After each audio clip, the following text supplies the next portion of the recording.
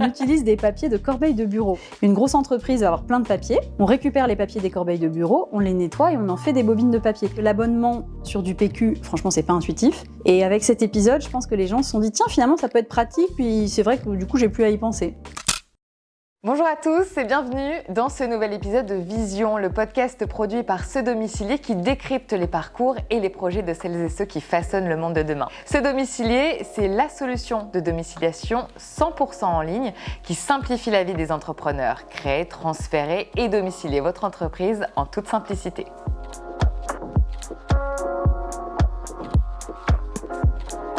Aujourd'hui, dans Vision, j'ai le plaisir de recevoir Audrey. Salut Audrey. Salut Ambline.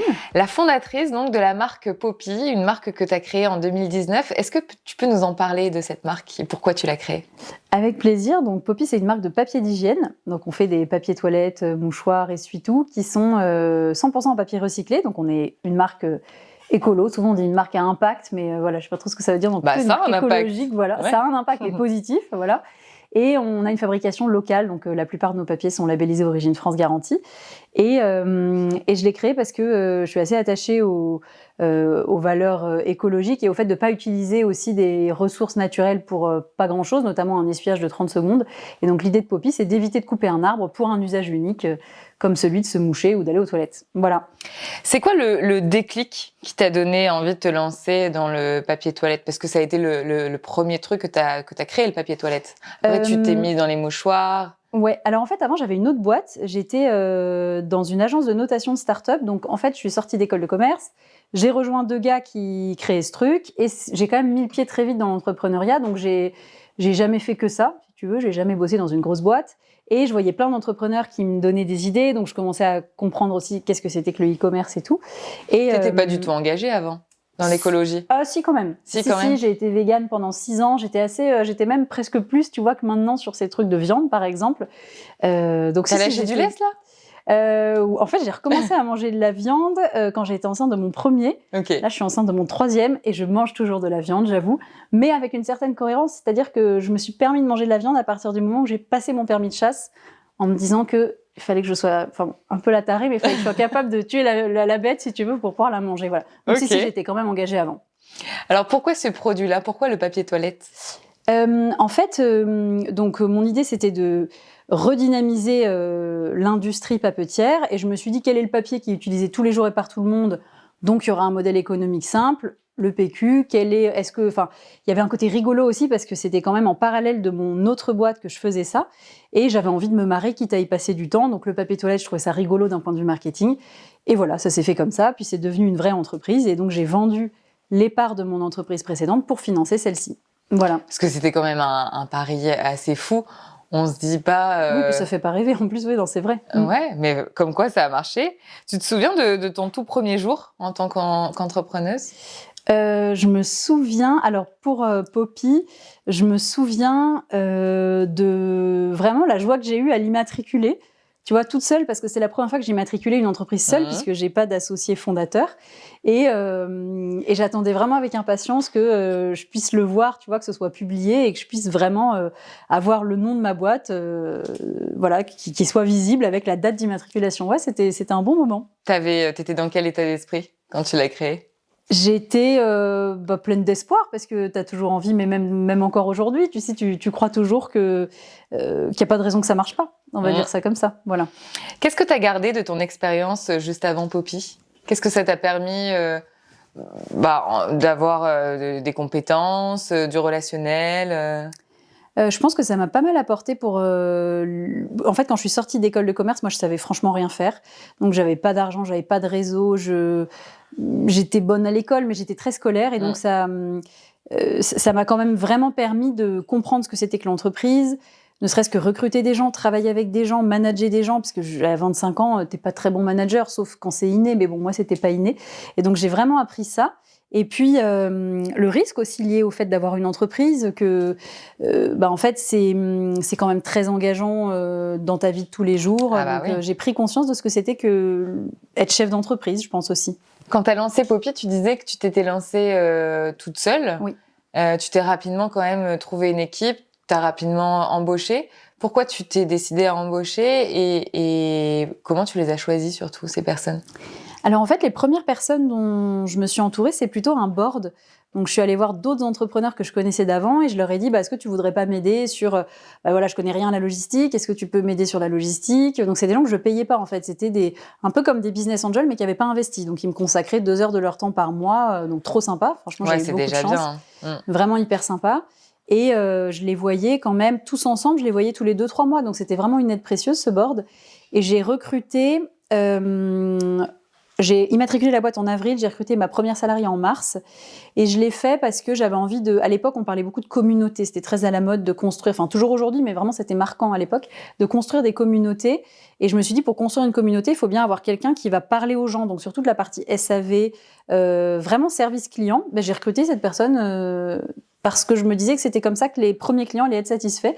Et je pense que c'était un bon pari. Alors, t'es toujours OK avec ça aujourd'hui? Tu t'es dit, j'ai fait le bon choix. Je pense que j'aurais pu être peut-être un peu plus axée sur l'acquisition. Parce que j'ai été beaucoup sur le service client, donc fidélisée. Mais c'est vrai qu'au début, le principe de l'acquisition me paraissait peut-être un peu moins vital. Donc je le faisais moi-même, je faisais les pubs moi-même, je bricolais un peu. Et je pense qu'au début, ça aurait été peut-être bien aussi d'avoir quelqu'un avec une casquette un peu plus acquisition et que de le faire moi-même. Mais bon, ça se discute parce qu'en même temps, ça m'a permis de mieux comprendre aussi ce métier que je connaissais pas. Est-ce que tu penses que tout dépend de la boîte ou tout le monde, chaque entrepreneur devrait d'abord commencer solo, ensuite prendre quelqu'un pour le SAV, ensuite, etc., etc. Je pense que ça dépend vraiment de la boîte. Ouais.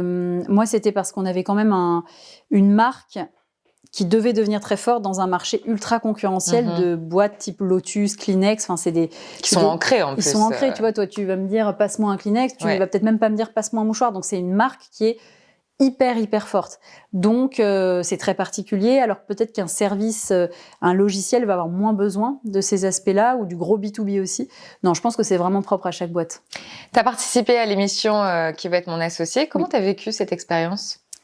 Pendant, après et des années après. Ouais, c'est vrai que ça fait 2 ans et demi maintenant. J'ai adoré. Franchement, j'ai adoré.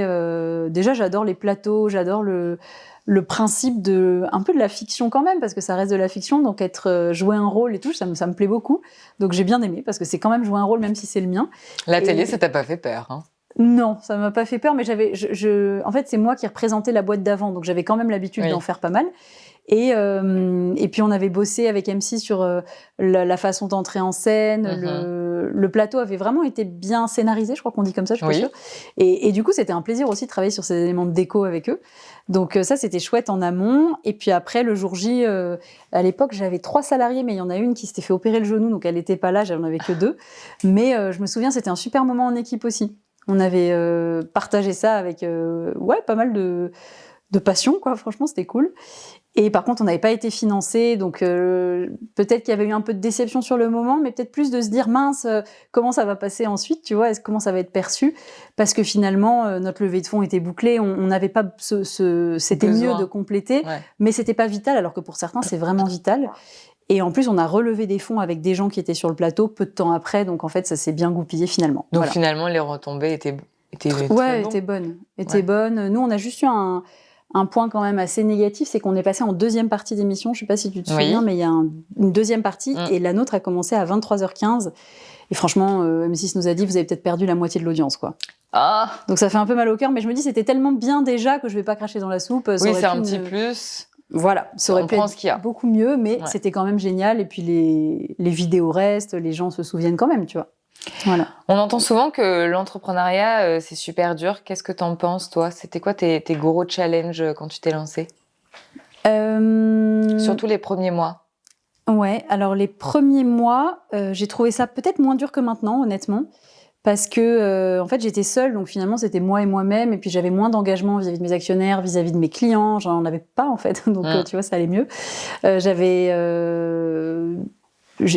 pas de salariés. Enfin, les salariés, tu te sens une responsabilité à réussir aussi parce que c'est des gens que tu payes. Donc, si ça se passe pas bien, c'est de ta faute, tu vois. Exactement.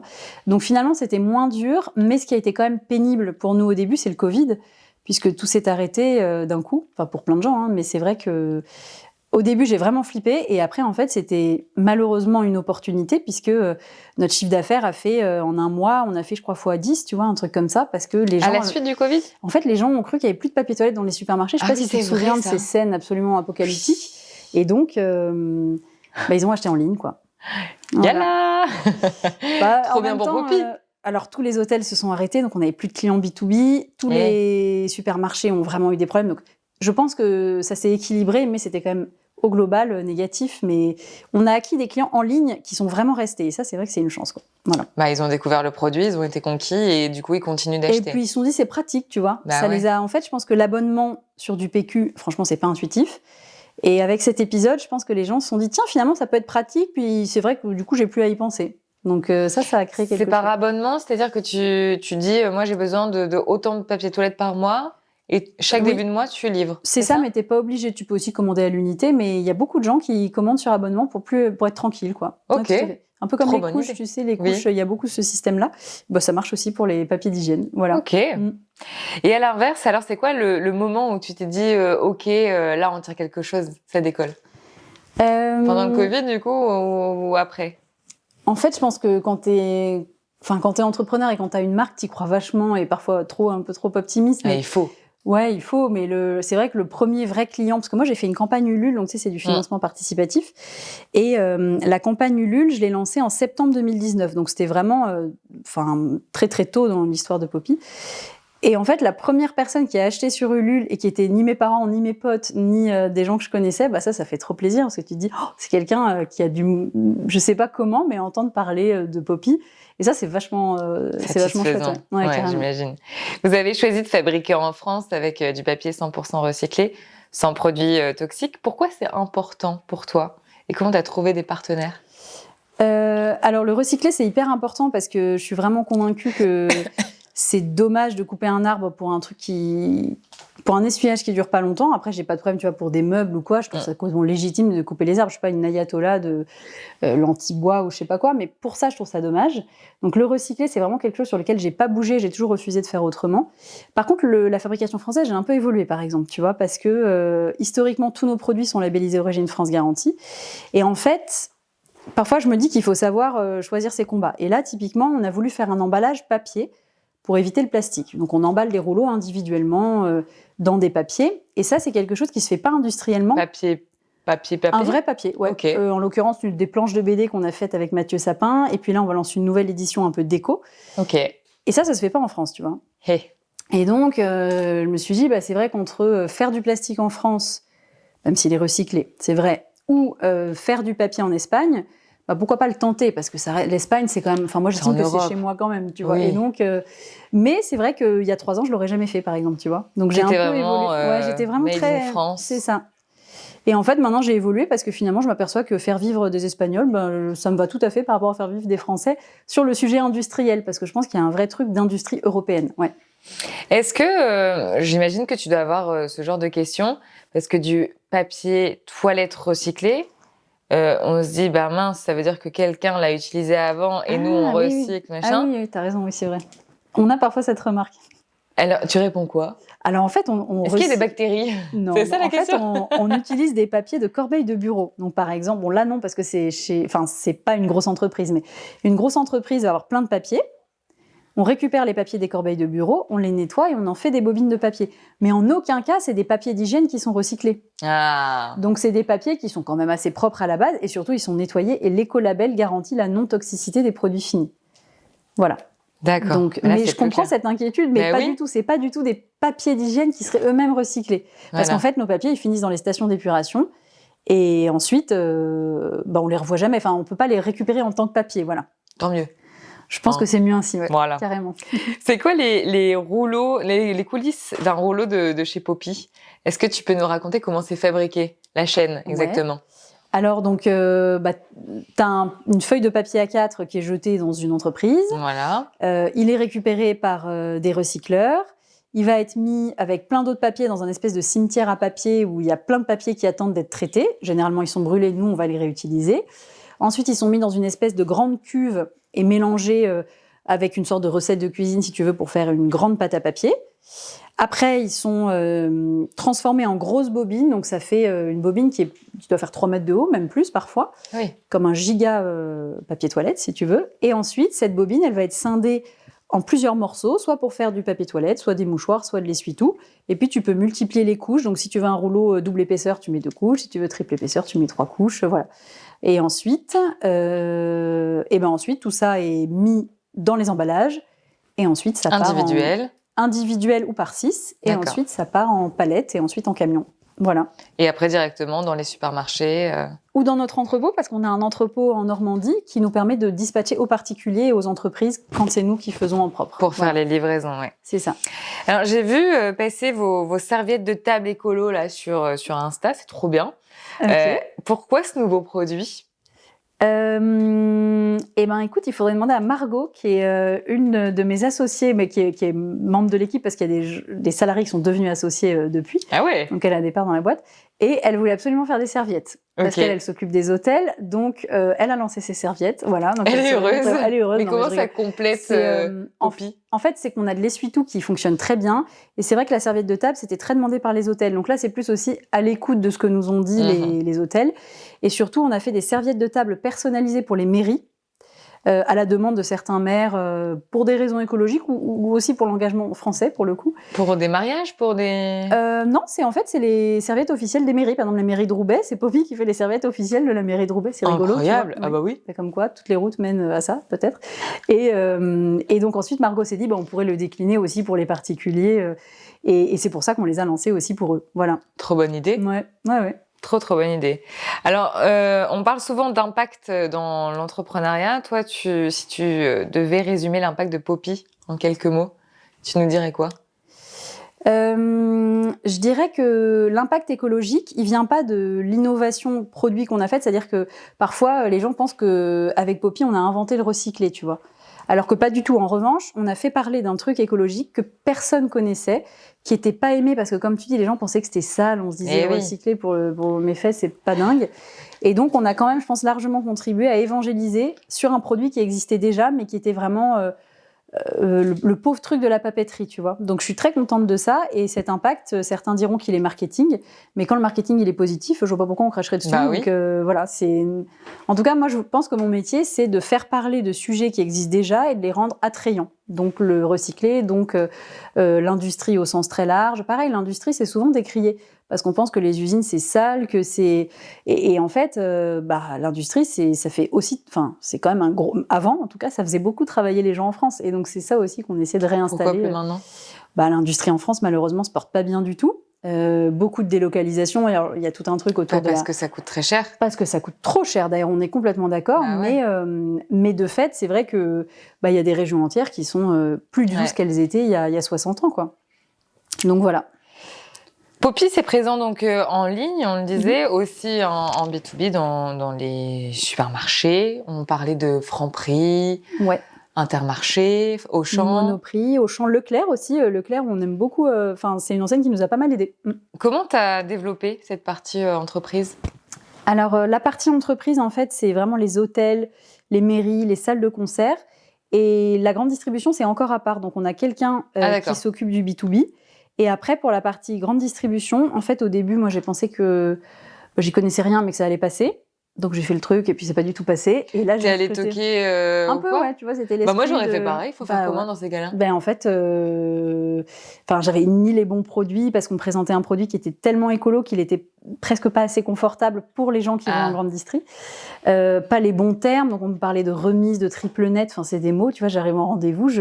En fait, je comprenais rien. Attendez, je vais traduire. Mais franchement, mais ça se voyait. Ça se voyait que je comprenais rien. Et donc là, je me suis dit, il faut quand même que je recrute quelqu'un. Et j'ai recruté une personne qui est devenue pendant 2 ans et demi mon directeur retail, qui était un gars super que j'aime beaucoup. Et par contre, il est encore là aujourd'hui ? Non, il est parti. Ah mince. Il est parti. C'était pendant la phase où c'était un peu plus compliqué et donc on s'est séparés. Mais c'est quelqu'un que j'apprécie beaucoup et je le considère comme mon ami, tu vois. Donc on peut se séparer et ça se passe bien. Voilà, aussi en entreprise. Ouais, et c'est vrai que Poppy lui doit beaucoup parce qu'en fait il a contribué à expliquer aussi notamment à moi, ce que c'était que la grande distribution. Et donc, ça a vraiment lancé. C'était un lanceur de grande distri, je pense. Voilà. Oui, tu avais besoin de cette personne pour pouvoir te lancer et faire du B2B. Et comprendre, en fait. Et comprendre la grande distribution, qu'est-ce que c'est. Voilà. Comment tu choisis les projets ou les marques avec qui tu collabores? Il y a des filtres, je sais pas, écologie, valeurs. Pour les réseaux sociaux, tu veux dire ou... Ouais, en règle générale. En règle générale. Alors, si c'est pour les réseaux sociaux, ça dépend du thème qu'on veut pousser. Donc, ça peut être beaucoup la famille, parce qu'on est quand même une marque familiale. Donc, tu vois, des mamans, par exemple. Tu fais une collab sur Insta en ce moment même? On le fait avec une marque qui veut être mon associé. Aussi ouais, je crois que c'est en ce moment Emma. Alors, c'est Emma qui s'en occupe, mais il me semble que c'est une marque de lessive. Oui, c'est ça, lessive. Ouais. Voilà. Et donc là, c'est vraiment sur la partie écologie. Tout ce qui est produit, c'est vraiment, il faut que ce soit écologique et validé. Et pour le coup, fabriqué en France ou Europe très proche. On avait refusé une super marque, par exemple, mais qui était fabriquée en Chine. Ouais. C'est pas que j'aime pas les Chinois, c'est juste que, en fait, notre discours sur l'industrialisation est trop fort pour permettre ce genre de choses. Voilà. Donc ça, c'est important. Et après, sinon, pour des projets peut-être plus perso, tu vois, ou des échanges sur LinkedIn, c'est plus des gens que j'admire aussi, tu vois, tout simplement, et que je vais trouver inspirants, quoi. Voilà. C'est toi qui proposes aussi? Oui. Emma, elle propose. Enfin, ouais, c'est Emma. Donc c'est ta CM, Community Manager? Non, Respocom. Alors le CM, c'est un petit morceau, mais sinon, elle est vraiment responsable de la communication chez nous. Ouais. On voit sur Insta aussi que vous faites beaucoup de pédagogie. Ouais. Pourquoi tu as voulu intégrer ça dans ta communication? Parce que c'est toujours ce truc de l'évangélisation que... C'est important pour toi. C'est important que les gens comprennent et surtout qu'il n'y ait pas de malentendus, parce qu'en fait, je trouve que c'est des sujets qui sont tellement politisés et idéologique, que ça part vite en sucette quand tu parles d'écologie, et tu fais vite du greenwashing, en fait. Tu vois, greenwashing, alors vas-y, explique-moi. Du greenwashing, tu vois, c'est quand tu veux tellement faire un truc vert et écolo, qu'en fait, tu finis par mentir ou par balancer des généralités sur... par exemple, nous, sur les arbres, ce qu'on nous reproche parfois dans l'industrie papetière, c'est de dire 1 tonne de poppy, c'est 17 arbres sauvés. Et ce que nous reprochent, mais je comprends certains papetiers traditionnels, c'est qu'ils disent « vous n'allez pas sauver les arbres ». On dit « bah oui, évidemment, on n'a pas notre petit sac à dos, notre truc, et on va… » En fait, c'est une image, mais c'est vrai que c'est important de l'expliquer quand même pour que les gens ne se sentent pas pris pour des idiots parce qu'on serait allé trop vite. Donc, je trouve que c'est important d'expliquer pour éviter… à raison d'être critiqué sur le fait qu'on n'a pas été clair. Voilà. Bah, c'est tout en ton honneur. Hein. C'est quoi le rôle des réseaux sociaux pour Poppy? Est-ce qu'il y a un canal de vente, un outil militant, une vitrine, un peu tout ça peut-être à la fois? On utilise beaucoup, et on utilise pas mal récemment TikTok, qui pour le coup, franchement, ça marche. Je suis vraiment étonnée de l'engagement qu'on a là. Emma en a sorti une, on a fait 40 000 vues. Wow. Et puis parfois, le lendemain, on en fait que 2000. On se dit, mais attends, quelle est la différence entre les deux? Donc moi, je maîtrise pas tous ces trucs-là. Je pense que l'algorithme... Mais c'est dingue, tu vois. La différence, et pourtant, je sais pas, mais ça nous permet d'être vraiment perçus par les plus jeunes, notamment comme une marque amusante, divertissante et j'espère pédagogique quand même. Voilà. Tu parles beaucoup dans tes interviews aussi de la place des femmes dans l'entrepreneuriat. T'as senti des freins ou des clichés? Moi, à titre personnel, pas trop. J'ai plutôt trouvé que c'était... Tu t'es jamais dit waouh, je suis une femme, ça va être compliqué d'aller pour moi des marchés, machin, truc, bidule? Non. Enfin, en tout cas, je me suis toujours interdit de me le dire. Donc ça, c'est certain. J'ai plutôt trouvé que dans certains... En fait, moi, je suis que ce soit dans l'industrie papetière ou dans la grande distrie, je suis plutôt dans des milieux masculins. Et je trouve que ça m'a plutôt différenciée par rapport à mes interlocuteurs, justement, d'être une femme. Donc c'est plutôt une chance. Ouais, moi, je trouve que c'était plutôt une chance, mais parce que je le vivais comme ça aussi. Un sujet sur lequel je suis vachement impliquée aussi, c'est plutôt sur le sujet des mères que des femmes en tant que telles, parce que je trouve que c'est injuste qu'en France, tu vois, par exemple, en tant que chef d'entreprise, on n'ait pas de congé mat, on ne soit pas payé de la même façon, on n'a pas le chômage. Enfin, je trouve que c'est une grande injustice et je ne vois pas pourquoi on n'aurait pas le droit à ça. Et c'est particulièrement criant chez les femmes, puisqu'évidemment, ces questions d'avoir des enfants fait que financièrement, il n'y a pas de raison qu'on soit traité différemment qu'une salariée, je trouve. Parce que toi, quand tu as eu ton premier enfant, du coup, tu as dû tout mettre à l'arrêt, il ne s'est rien passé, tu n'as pas eu de Non, de j'ai salaire? rien mis à l'arrêt du tout. J'ai pas eu de congé mat. Ouais. Deuxième, j'ai pas eu de congé mat. Et là, pour ce troisième-là, j'ai une équipe qui est peut-être plus structurée. J'ai Pierre aussi. Tu fais confiance aussi. Tu es bien entourée, là? Je suis bien entourée, puis j'ai des gens aussi qui ont un rôle... je pense qu'aujourd'hui, je suis capable d'avoir vraiment des tâches qui sont les miennes, qui peuvent être déléguées plus facilement aussi. Voilà. Tu fais partie des réseaux sociaux. C'est toi qui anime aussi les réseaux sociaux ou non, c'est Emma qui s'en occupe? Alors, les réseaux sociaux type Insta, les réseaux sociaux classiques, on va dire non. Par contre, LinkedIn, mon LinkedIn à moi, c'est moi qui le gère. Par contre, Emma gère aussi le LinkedIn de Poppy. C'est important que ce soit toi? Pour le mien? Ouais. Ah ouais, carrément. Pour moi, en fait, comme c'est mon seul réseau social, en perso, c'est pas ma d'Instagram, voix. pas de TikTok pour toi? Non, je crois que j'ai un Instagram, mais je m'en sers jamais. Donc je sais plus qui me l'a créé d'ailleurs, mais c'est pas moi. Enfin, en tout cas, je ne me souviens pas avoir créé ce truc. Et c'était une photo pro d'avant, donc je pense que c'est dans ma boîte d'avant. Ah oui. Mais mon LinkedIn, c'est ma voix. Et puis j'estime que j'ai pas à avoir de barrière sur ce que je dis. Tu vois, je parle beaucoup de religion, par exemple. J'ai jamais eu de problème avec le fait de parler de religion parce que je respecte toujours celle des autres, donc je vois pas pourquoi je parlerais pas de la mienne. Ah bah oui. Et c'est vrai que j'en parle pas mal, ouais. Est-ce qu'il y a un moment dans ta vie d'entrepreneur où tu t'es dit je vais tout arrêter parce que j'en ai marre? Non, jamais. Franchement, jamais. Parce qu'un truc important aussi, c'est que moi, c'est mon métier, donc c'est aussi mon gagne-pain. Donc en fait, je peux pas tout arrêter du jour au lendemain. Tu vois, j'ai mis trop de billes dedans. Ouais, mais tu pourrais dire l'entrepreneuriat, ça m'a saoulée. Maintenant, je vais me remettre dans une boîte, un cursus classique. Oui, d'accord, je vois ce que tu veux dire. Franchement, c'est une drogue quand même aussi. Et quand bien même Poppy planterait, je pense que je recréerais quelque chose derrière. T'es entrepreneur, quoi. J'ai l'impression. Voilà. Je voulais être prof quand j'étais petite, puis comme j'ai pas été prof, du coup je fais ça, mais je serais peut-être prof un jour. C'est pas. Non, mais avoir un patron, toi, ça te plairait pas du tout. Non, enfin. Tu pourrais pas. En fait, c'est pas le patron en lui-même qui me dérangerait, c'est que j'aurais l'impression qu'on me prive de quelque chose de ma liberté quand même. C'est quoi ton plus grand moteur aujourd'hui?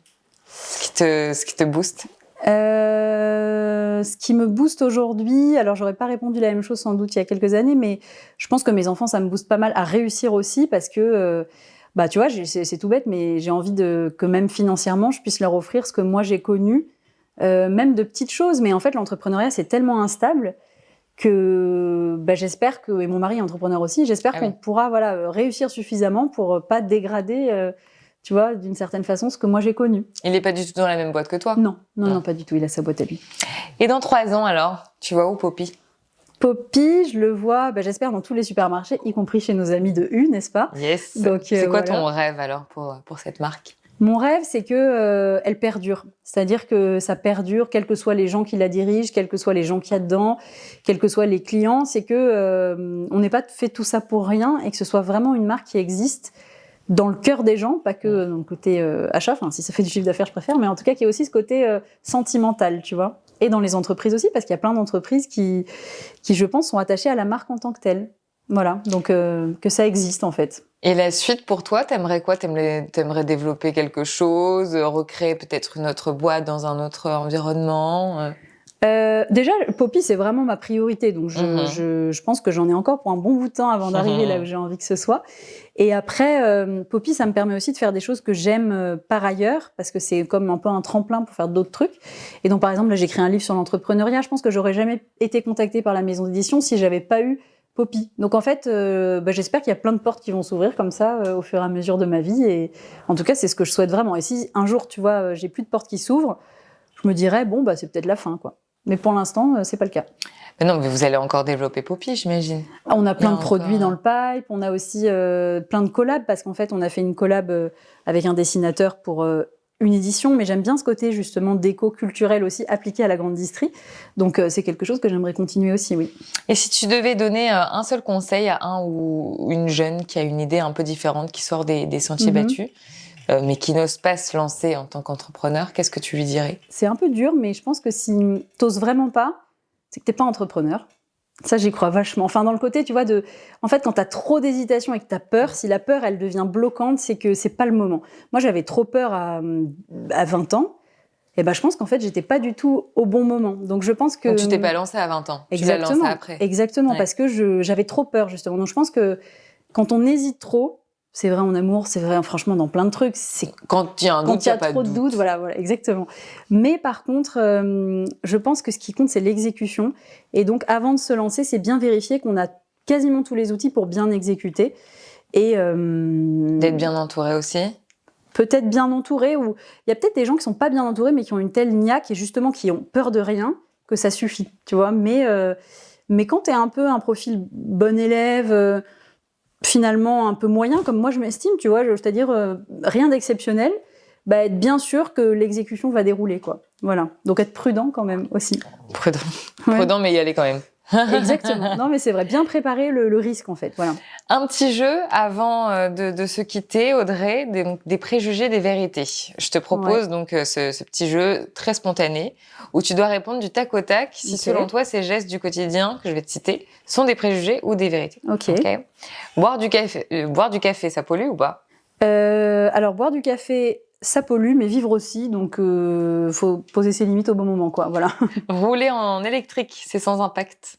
Alors pas du tout. Ça pour le coup, notamment les vélos électriques, ça me fout un peu en l'air parce que en fait le vélo pas électrique, ben ça roule aussi, tu vois. Donc moi tout ce qui est électrique, je trouve qu'on a tendance à trop électriser chaque truc. Donc Ouais, mais le vélo électrique, excuse-moi, c'est la vie. Hein.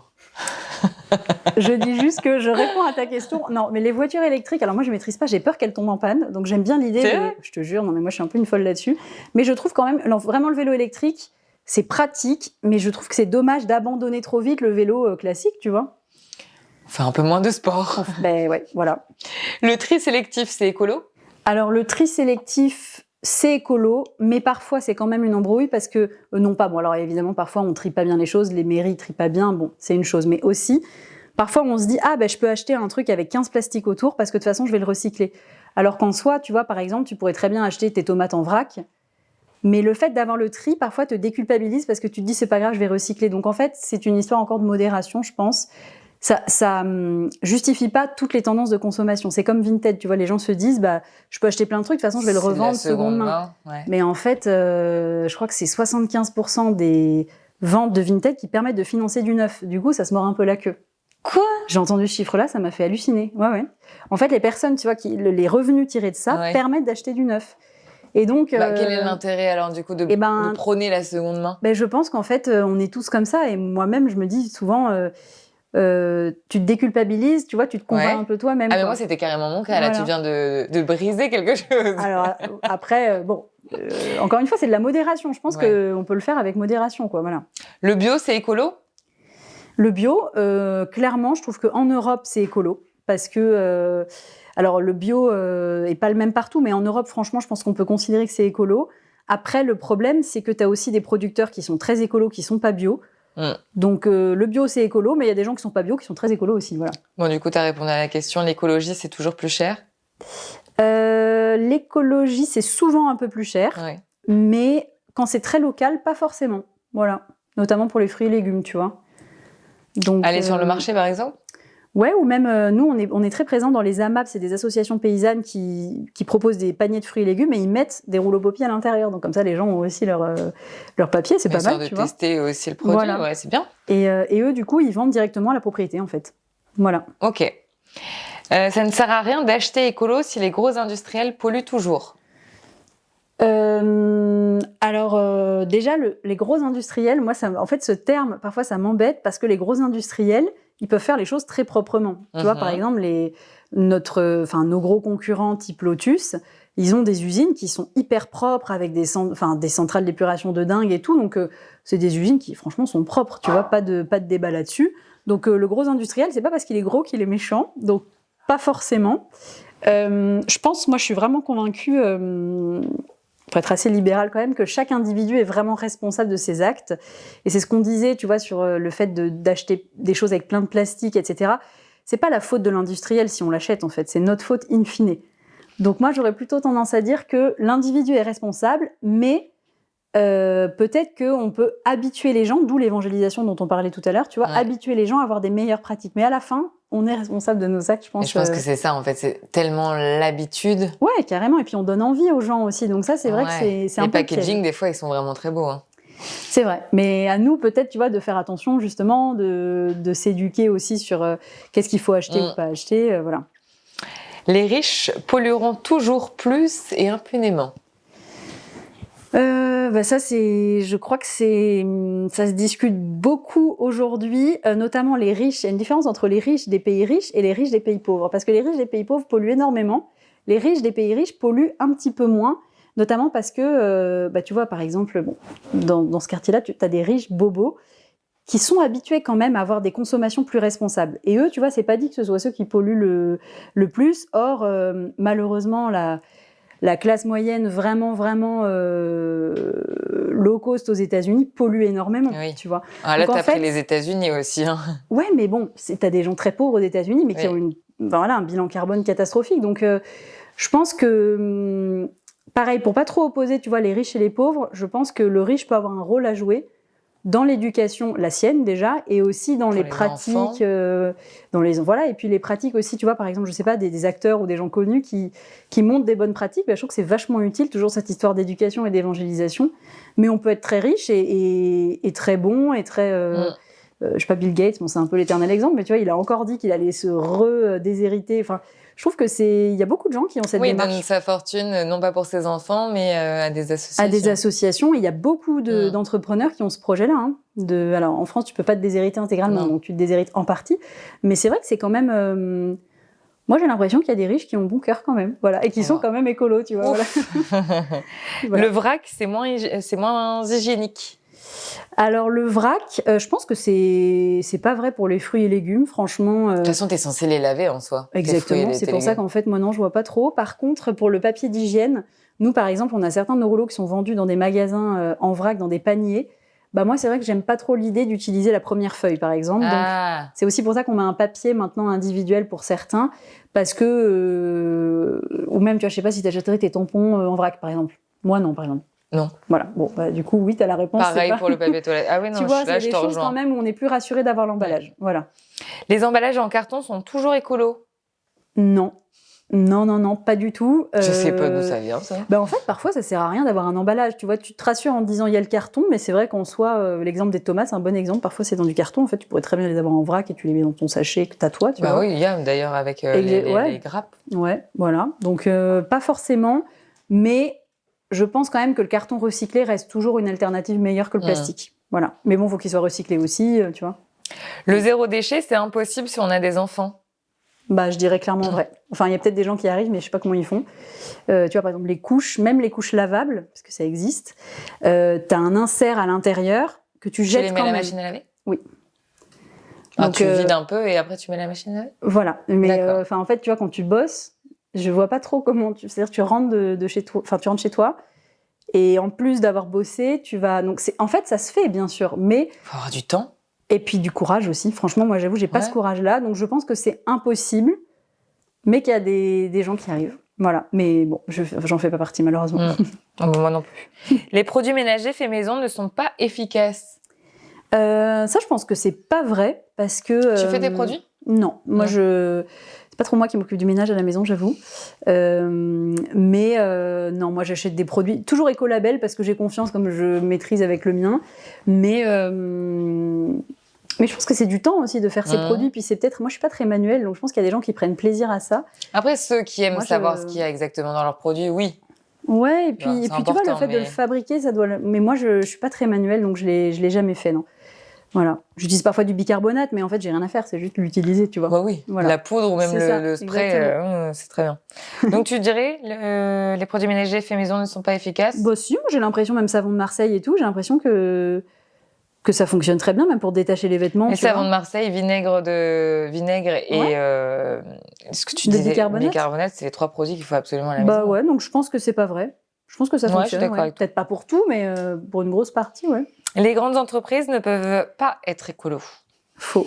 Non, je pense que c'est faux et je pense qu'il y a beaucoup d'initiatives portées par les petites boîtes parce que parfois on parle plus fort nous, mais qui en fait sont réappropriées par les grosses et finalement c'est bien. Nous parfois on nous dit on vous a volé ce truc-là et non, mais en fait c'est juste que eux ils ont plus d'argent et donc s'ils le déploient plus, ils auront plus d'impact aussi. Ah ouais. Donc non, je pense que c'est pas vrai. Et puis ils le montrent peut-être pas forcément, mais à l'intérieur dans leur boîte tout le monde est écolo. Enfin, tout le monde fait attention. Ouais, tout le monde fait attention. Et puis, c'est aussi des objectifs qu'ils ont, tu vois, des quotas, des choses qu'ils sont obligés de respecter, notamment avec leurs actionnaires. Il y a des bonnes démarches qui viennent des grosses entreprises, ouais. Une dernière question. Si tu devais résumer ton parcours entrepreneurial en un mot, ce serait lequel ? Pour résumer le passé uniquement. Hein. Tout ce qui s'est passé dans ta vie d'entrepreneur. Chance, quand même. J'ai l'impression d'avoir eu vachement de chance. Pas en mode ça m'est tombé dessus, T'as quand Mais, même bossé, t'as fait en sorte que t'as créé des occasions. Oui, mais j'ai eu la chance d'aimer travailler, par exemple. Tu vois, j'ai l'impression qu'il y a des gens que je rencontre qui aiment pas travailler ou qui sont hyper... qui sont affectés par le travail, tu vois. Non, mais il y a deux profils. Il y a les personnes carriéristes, par exemple comme toi, et il y a des personnes, tu les mets dans une boîte, ils font le même travail tous les jours, et ils sont heureux. Mais moi, je pense que je pourrais être heureuse c'est que je me définis pas comme carriériste, c'est-à-dire que, tu vois, par exemple, je me suis jamais imaginé monter des échelons. Tu vois, Dans une boîte classique? Oui, ou même dans la mienne, c'est-à-dire que, en fait, j'estime que déjà au top. Alors, tu vas aller où? Non, parce que non, les étoiles. franchement, j'ai l'impression que je pourrais être bien plus au top. Ouais j'ai eu beaucoup d'échecs dans ma vie chez Poppy. J'ai eu beaucoup de choses que j'ai pas bien faites, beaucoup de déconvenues.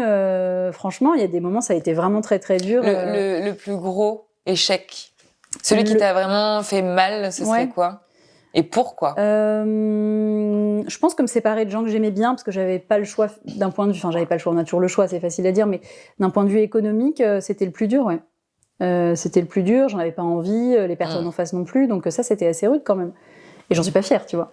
Donc ça c'est des gros échecs, mais j'estime que j'ai quand même eu de la chance, parce que j'ai l'impression qu'à chaque fois, ce que tu disais sur le fait que rien n'arrive par hasard, tu vois, et moi j'ai vraiment le sentiment qu'à chaque fois, même si ça s'est pas vu sur le coup, il y a eu des choses positives qui sont ressorties. Donc je trouve que j'ai eu de la chance quand même, La chance, qu'elle continue, Audrey. Ouais, je croise les doigts. Merci beaucoup d'avoir été dans le podcast Vision. À bientôt. Merci. Merci à vous d'avoir suivi cette émission produite par Ce Domicilier. Si vous aussi, vous souhaitez vous lancer, Ce Domicilier vous accompagne dans la création, dans le transfert et la domiciliation de votre entreprise. Et que vous soyez client ou non, il propose également une assistance juridique. N'oubliez pas de vous abonner et de nous dire en commentaire l'entrepreneur que vous souhaitez voir dans le prochain épisode. À bientôt.